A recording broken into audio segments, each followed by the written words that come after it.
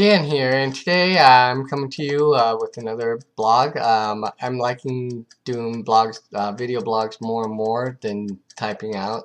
Um, but for me, I've been reading some more in my book, rereading actually in my book, Secrets of the Millionaire Mind, T. Harv Eker, as you can see.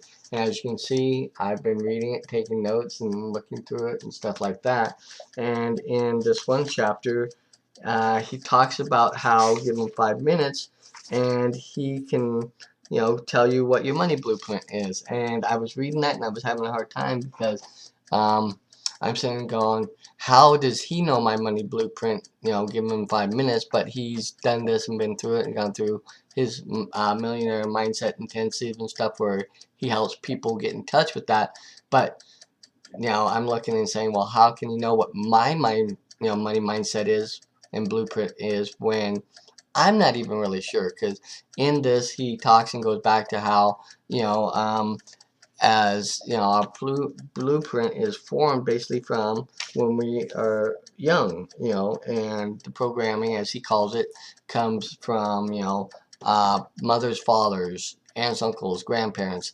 It can even come from teachers. It can come from Sunday school teachers, pastors, wherever your focus and whatever while you're growing up is where the emphasis was placed. That's where you can have some that where it's going to have an impact. But for me, it made me start thinking back and looking into who were some of the influences on my own, how I think about money. Going back and looking at my childhood up until I was about 12. Looking back at my real father, I don't really know my real father. He's passed away now for a few years and stuff. But I don't know what he did. I don't know what type of work he did. I don't know, you know, really what he ever was, because when him and my mom divorced when I was very little, before I was, I think, like 5, um, I don't really remember the man. Then my stepdad, as I've talked about before, all the stuff going on with that, with the abuse and then things like that. But I don't really remember if he ever really went off to work. I don't really remember that. If he did, it didn't stick out in my mind. Not in the same sense of like when I look at my grandmother, who I knew she got up. I knew she went to the school where she taught at as a teacher, because I helped her when she would go set up her classroom at the beginning of the school year, and I'd be there at the house when she'd be watching me and my sister, stuff. I'd help her grade papers and stuff and things like that. So I knew she got up and went to work. My grandfather was retired.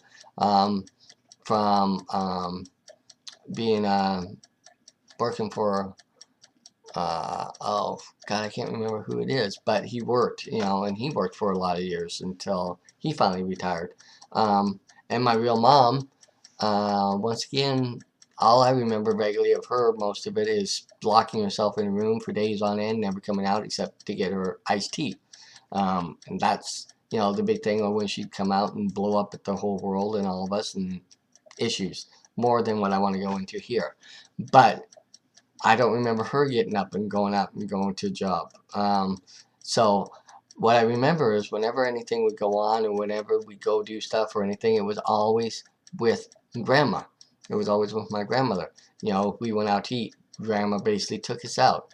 Once in the blue moon, maybe my parents would take us, to Pandas or something like that. And it's not the Panda Express that is so prevalent now. This was a hamburger joint, and I can still picture that place. I love that place.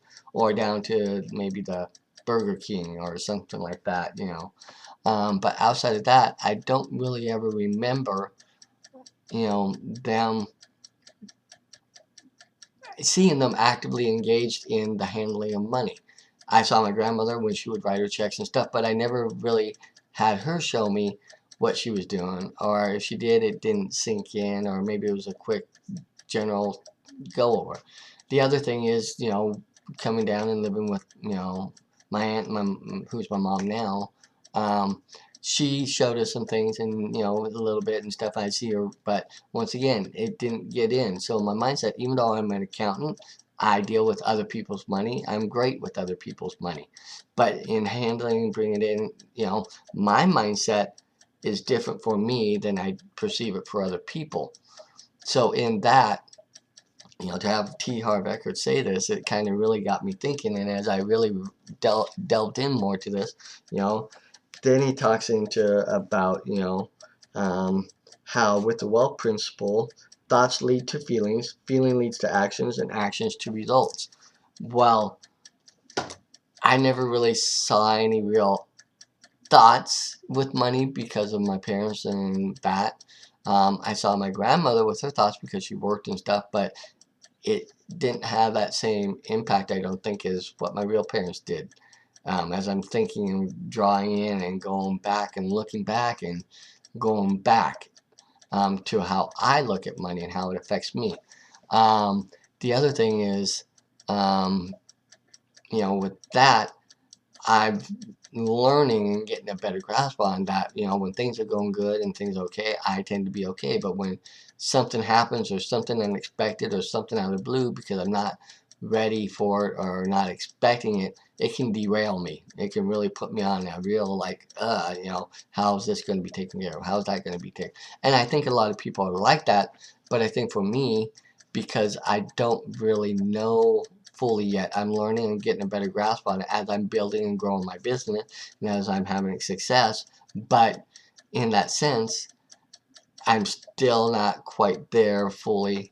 And that's why I say, you never want to just read a book such as Secrets of the Millionaire Mind or Think and Grow Rich or Silent a Slight Edge or How to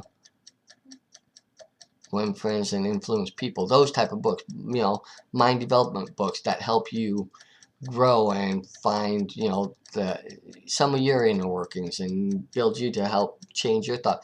And in this, T. Harv Eker talks about how we can change the wealth files or the things that we were programmed, and he calls it programming.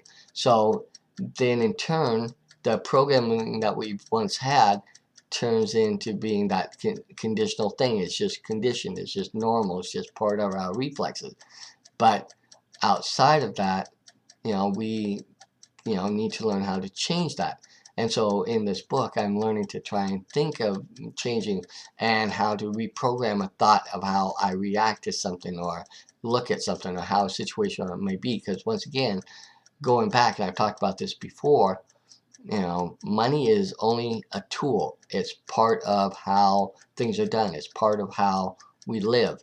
But it's inanimate. It has no it has a life in a sense of being used to make things help with the moving of commerce and people living and stuff like that. But in and of itself, it's paper. It's not alive in that sense. Yes, trees are alive because they're organic and they take in carbon monoxide and put out oxygen for us. So yes, they are alive, but not in the sense of like how we think. So with that, I'm just wanting to share that with you to help you understand that you can make changes to help if you get into a plateau. And that's kind of where I'm at. I'm at a plateau right now in my business, kind of where things are okay, things are good, but I'm just not, there. And little things have happened lately that kind of, made me go, okay, what's going on? So in that sense, I hope you got some value out of this. Click the link below to find out more about me and what I'm doing. And thanks. Here's to your Simply Simple life, and make it a great day.